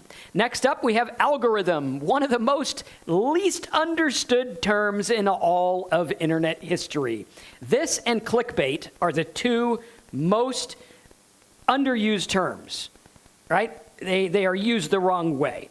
Algorithm is a set of rules and instructions that guide computer decision-making and problem-solving processes in AI and machine learning systems. A lot of people think this algorithm is this crazy thing that's out to get them. It's like, oh, the algorithm doesn't like me. It's mad. Here's the algorithm with a mean face. He's got horns. He's just a bad algorithm with mean teeth, right? That's not the algorithm at all. What the algorithm is a pattern recognizing machine. It was probably the first AI type thing because what it was doing is a predictive engine. Okay? You go to Google. Google has an algorithm. You crack that algorithm, you learn how it works, you get to the top of the search engines, you got money. I'll never forget in 2003 when we first started doing SEO, we would rank for terms that made me more money than I ever thought possible the next day. Now, results not typical, implied, or guaranteed. That was 2003. Most people make nothing. Most people never get results, so take it with a grain of salt. But understanding the algorithm was something that was an eye-opener for me because I understood, hey, wait a minute, search traffic is worth money. If you ever wonder where money is online, look at what the big companies are doing. What's Amazon doing? They're selling a bunch of stuff. So sales work, drop shipping, products, sourcing, that works. Okay, a lot of people say, oh, is drop shipping work? Of course it works if you do it right. Does SEO work? Yeah, well, Google is basically making like $500 billion a year from search traffic. People go search. They know that that's worth money. Someone searches for a lawyer. Lawyers pay a lot of money for that traffic. That's how they make money. What the algorithm is doing is trying to predict what people want. Why? Because the minute you get bad results, it doesn't take long for you to be like, Google's no good anymore. I'm not going to go there. So Google's number one priority is to keep you searching. That's it, right? Very important. Yellow pages went away. If the yellow pages stopped having the things you wanted in it, you'd stop looking at it. You go to the other pages. Google wants to keep you searching. This is how they make money. Search equals money.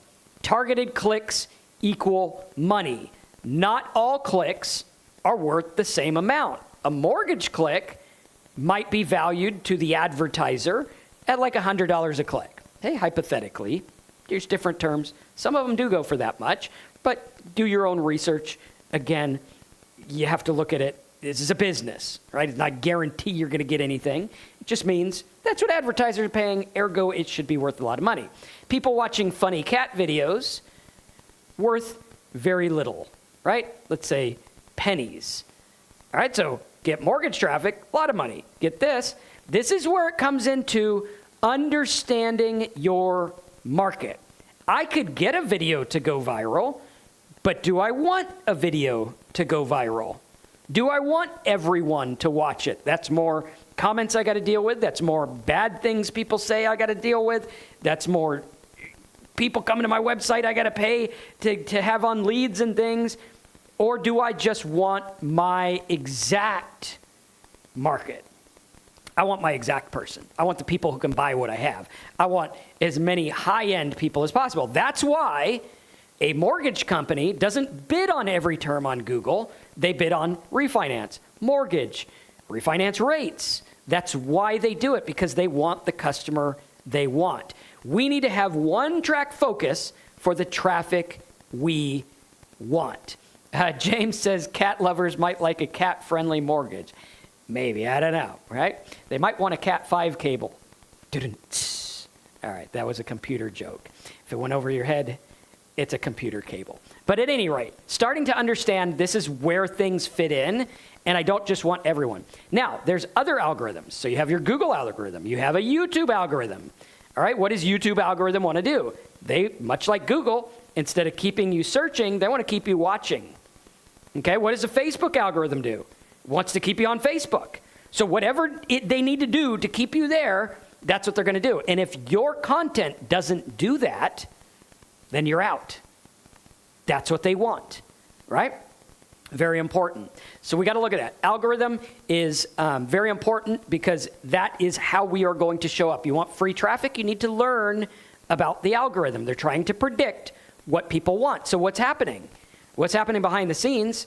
They are testing, just like I show you how to test. That is what they're doing. Amazon tests.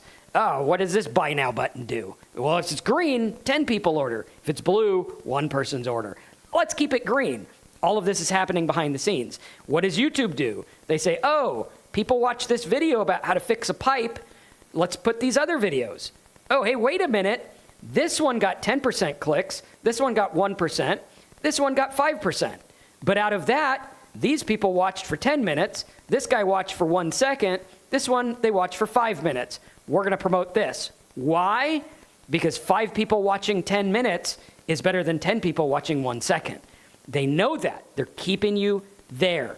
Facebook, same kind of thing. Why do you think the minute you engage with some political thing, that's all you see? Why? Because the algorithm does it. Now, I'm going to give you a warning about algorithms. This is something that is dangerous in the world of humanity, in my opinion. Algorithms keep you in a closed loop. This is something that unfortunately is happening to someone in my family, where they are in a closed loop of the algorithm. They watch a video that says, oh, hey, this point of view is right. And then the algorithm's like, oh, they like that. Let's give them this other video. Woohoo. Pretty soon, all they see is videos about this one point of view. That's not learning. That's biased, right? And they're just watching these videos. Why? Because the algorithm don't care. It's going to feed you what you want to watch. It's all it's there for. You say, oh, well, you know, this, that, and the other. Here's how it works. But what's happening is the algorithm is there to watch it. So this is something to be careful of, right? You'll watch it. You'll be like, wow, everyone's talking about drop shipping. No, they're not. The algorithm's feeding you videos about watching drop shipping because you watched one on drop shipping.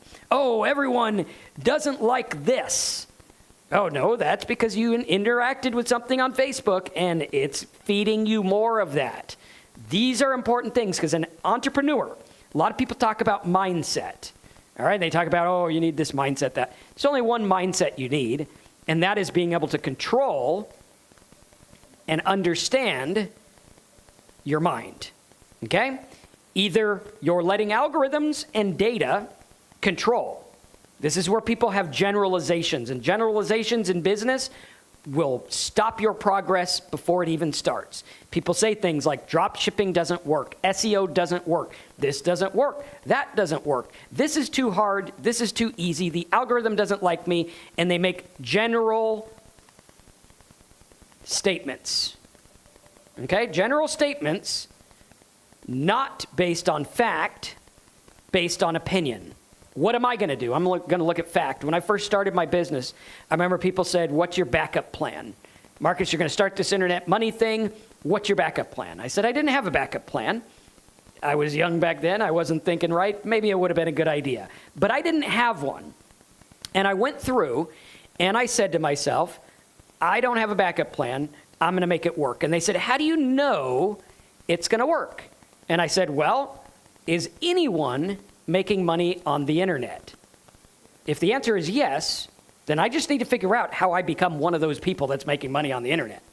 Because if there's money made, then I could go get it. I just got to figure out what they're doing, how to get it, and what I'm willing to do to get it. That's it. You go out there and you make it work. But that's key, and that's my little rant about the algorithms. There's search algorithms, sorting algorithms, learning algorithms, and optimization algorithms. All play a big part. Next up, deep learning, subset of machine learning that uses artificial neural networks with multiple layers to model and understand complex patterns in large amounts of data. This is where you get complex pattern recognition. Multiple data points, it's going through and looking at them. Identifies intricate relationships in data automatically. Feature learning discovers important features without manual programming, so it'll actually learn it on its own. High accuracy, deep learning is going to be a high accuracy. This is where you're going to go through and use something like deep search or deep research. Gemini has a fantastic deep research. Manus has wide research. If you have not used Manus's wide research, you are missing out. That is one of the game changers. What I'm looking for, I'm not just looking for an AI tool that's going to do something. Like, I don't want it to just make images or make this. I want an AI tool that thinks differently.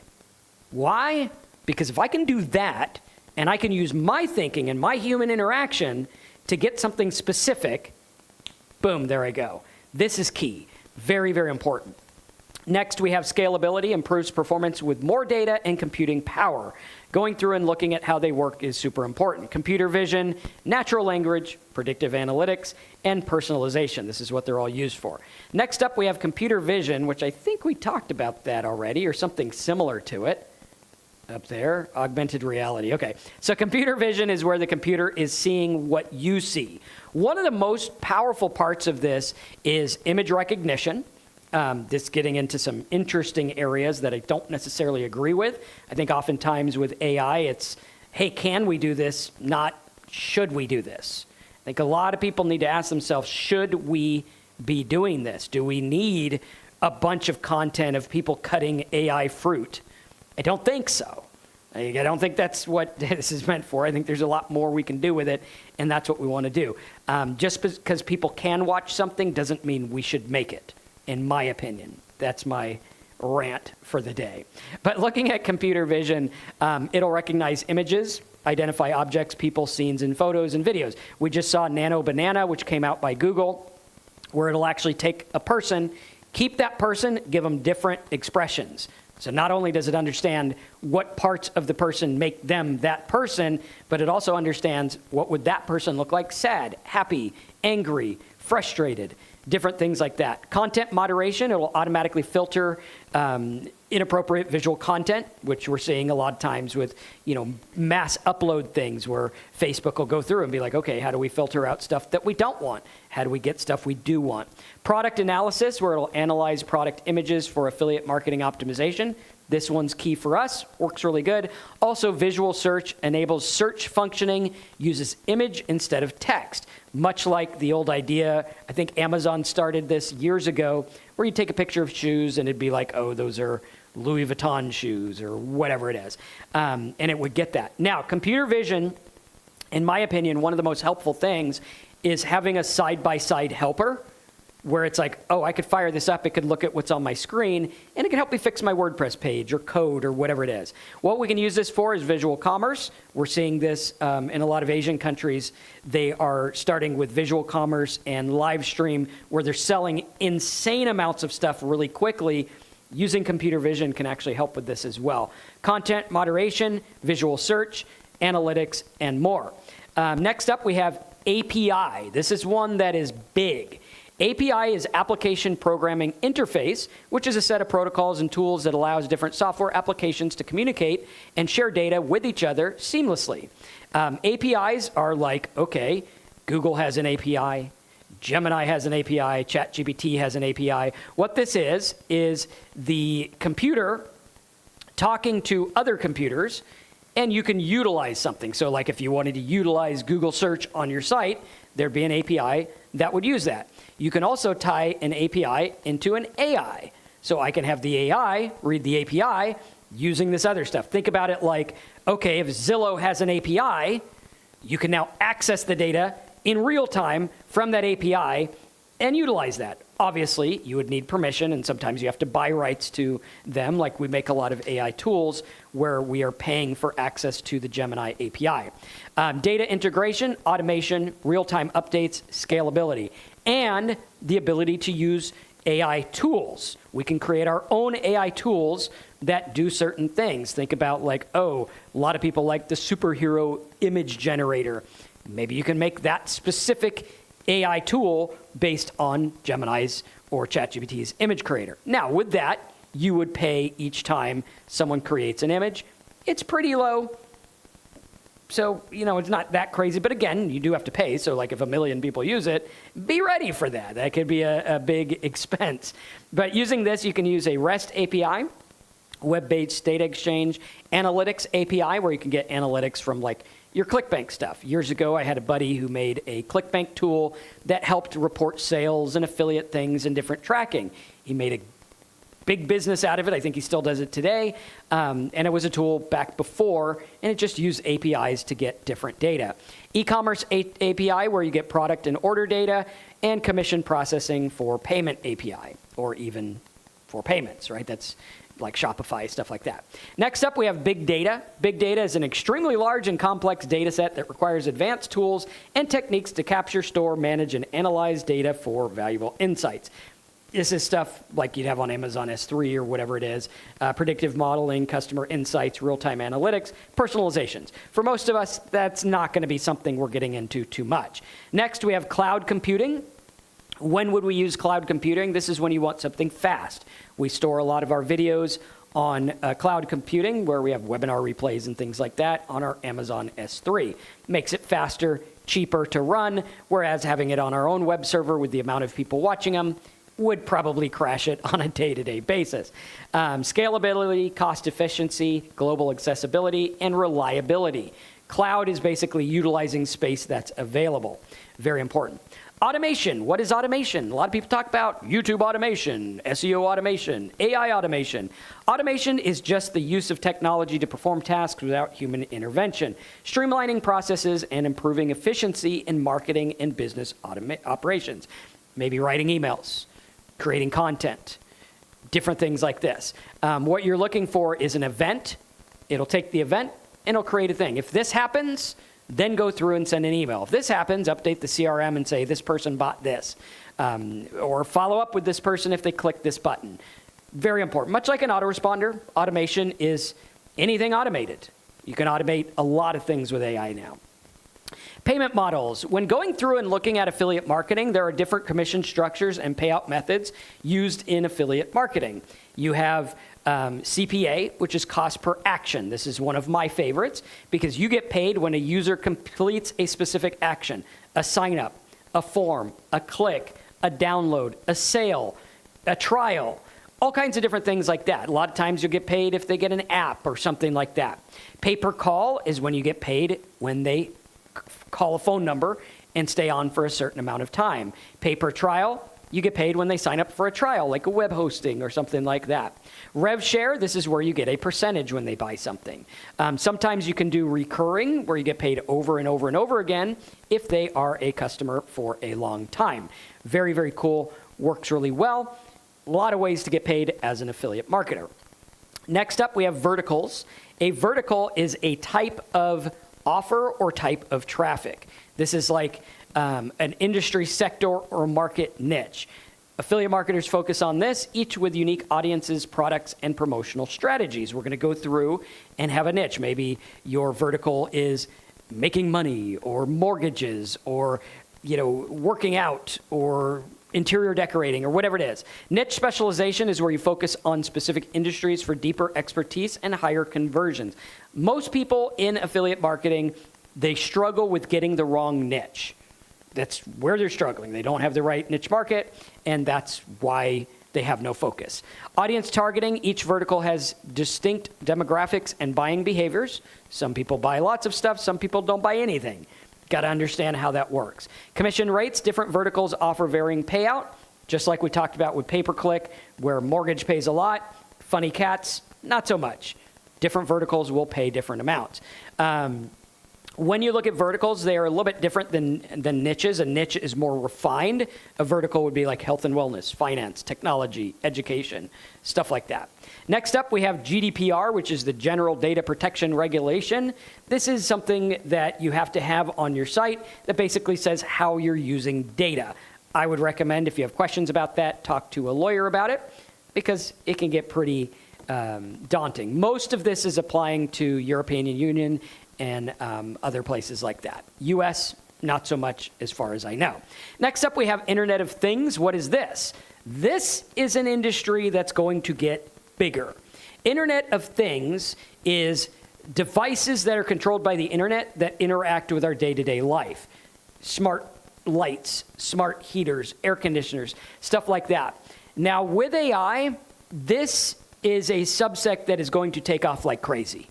Because with AI, now we would have, oh, my smart, thermostat is now going to understand what I like and what I don't like. We're seeing these happen. It's getting even bigger. It's a network of interconnected physical devices that collect, share, and act on data through internet connectivity and embedded sensors. Think of like a self-driving car. Basically, that would be an Internet of Things, or a vacuum that is going to the internet and learns about your carpet or whatever. What this is going to do is get behavioral data, like smart watches that are, oh, this guy doesn't sleep well, this guy has a high heart rate, or whatever it is. Different things like that. It's collecting real-time user interaction and usage patterns. Contextual marketing enables location and situation-based promotions. Automatic triggers, where it'll know, hey, this guy's over here, sell him this.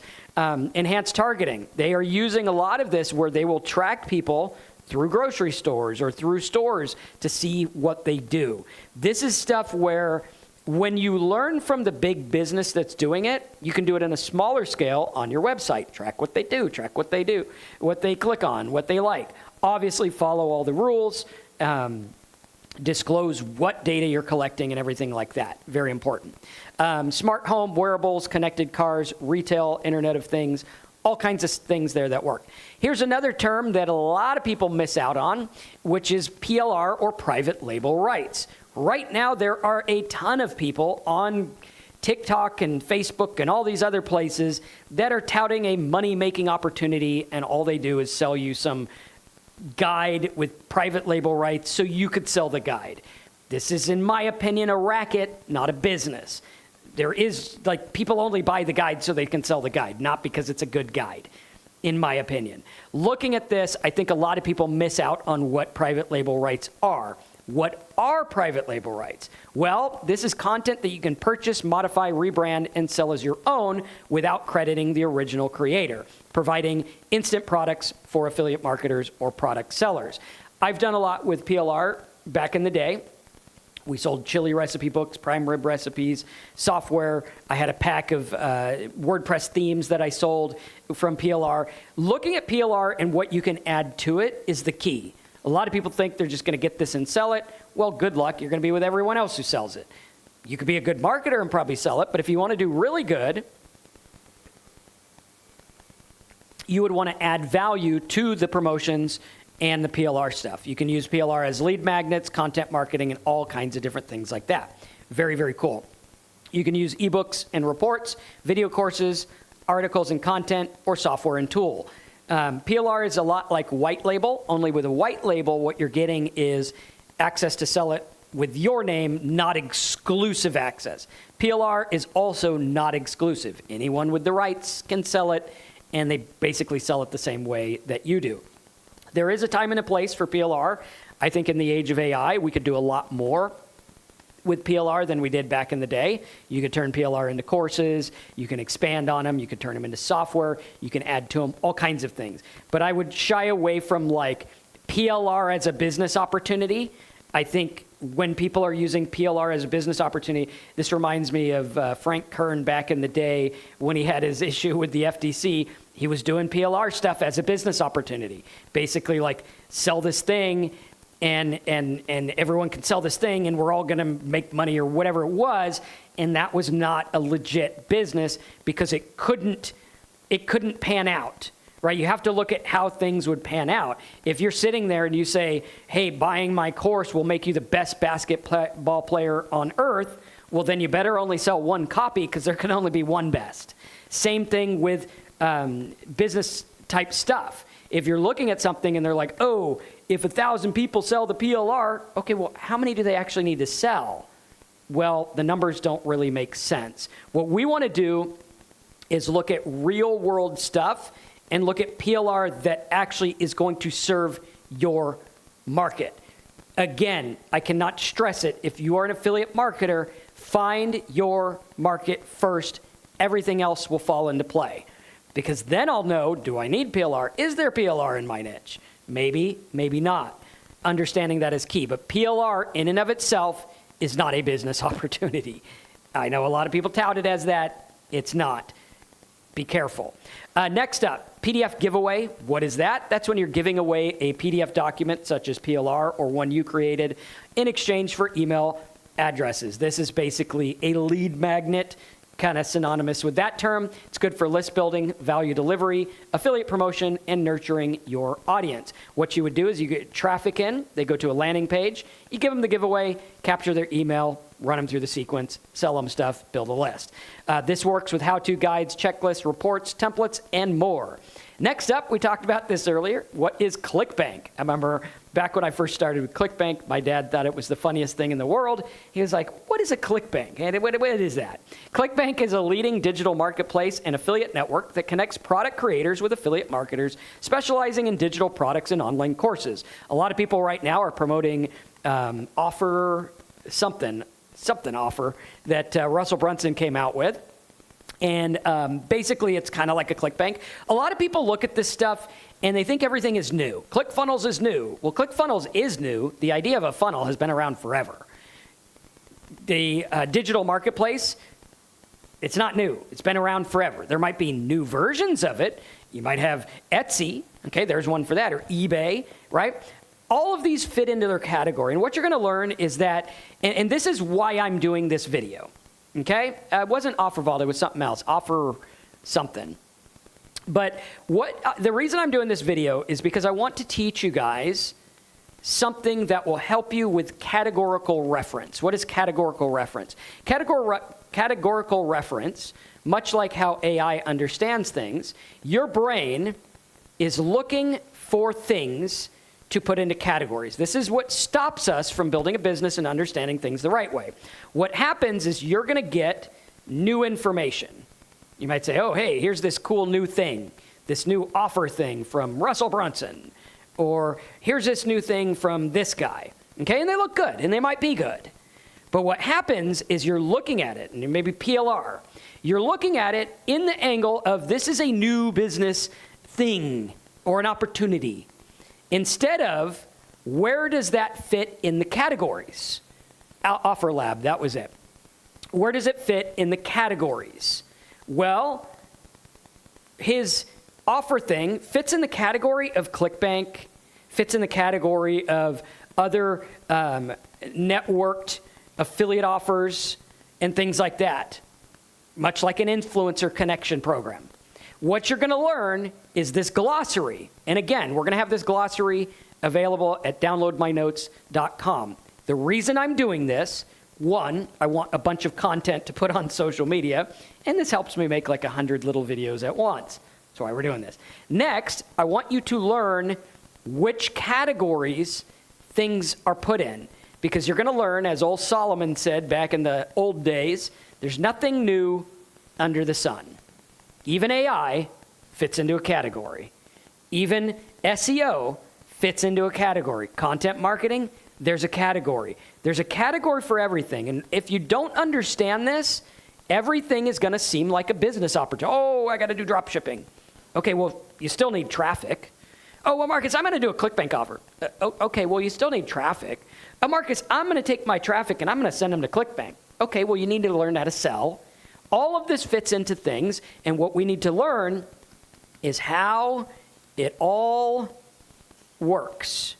And I'm going to caveat that and say how it all works for what we need to accomplish.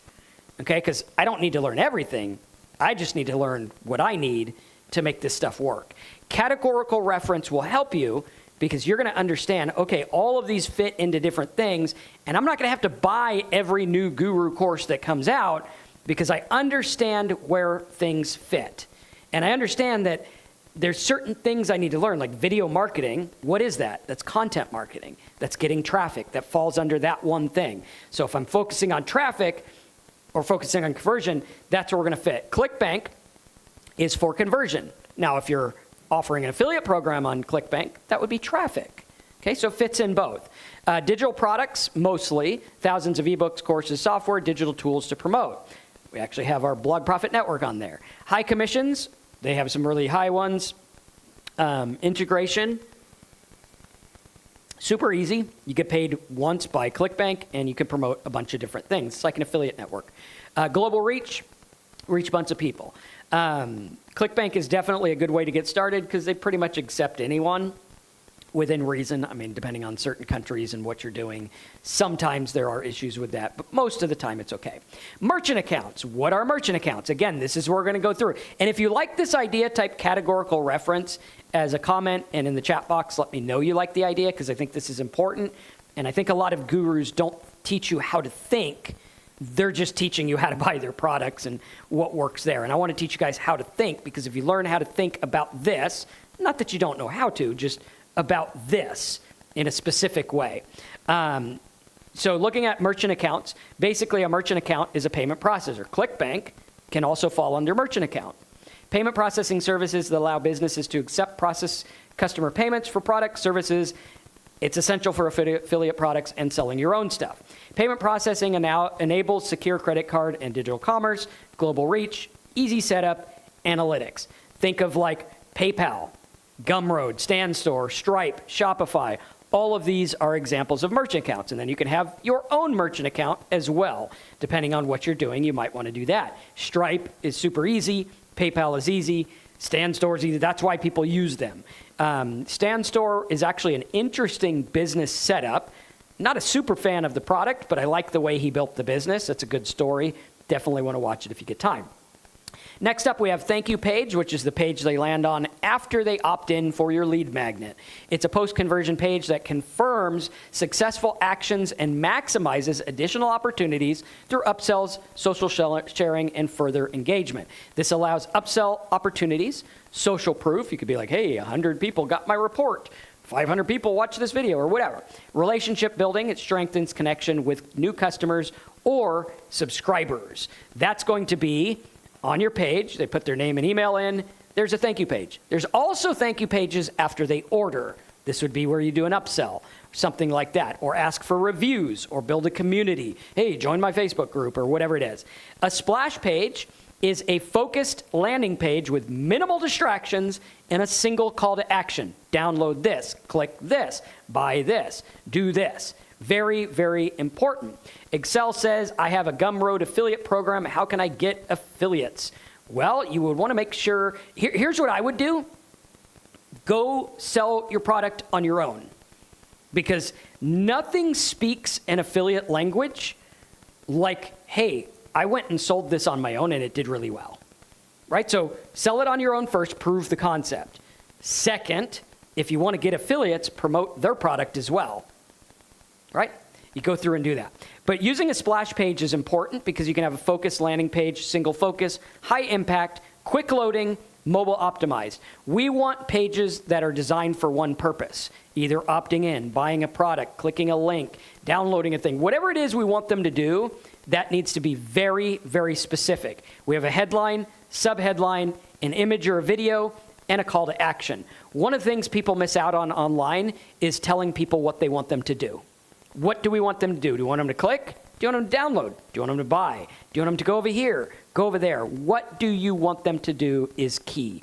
Everyone is tuned into what's in it for me. What is this going to get me? What am I going to get by watching your video, downloading your ebook, buying your product? What am I going to get? Hopefully you guys enjoyed this two-part glossary of affiliate terms. We are going to have another one about AI, another one about SEO, and some others as well. So stay tuned. We're going to put them in a nice playlist. You can get the notes at downloadmynotes.com. Smash the like button. Let me know if this helped you as a comment below, and we'll make more videos like this. But I think you'll really like it. Also, on Friday, I think it is, or it might be tomorrow, we're going to have a special video about affiliate marketing, getting sales, and how everything fits in. So very important. Stay tuned for that. Smash the like button. Hopefully you enjoyed this, and we'll see you.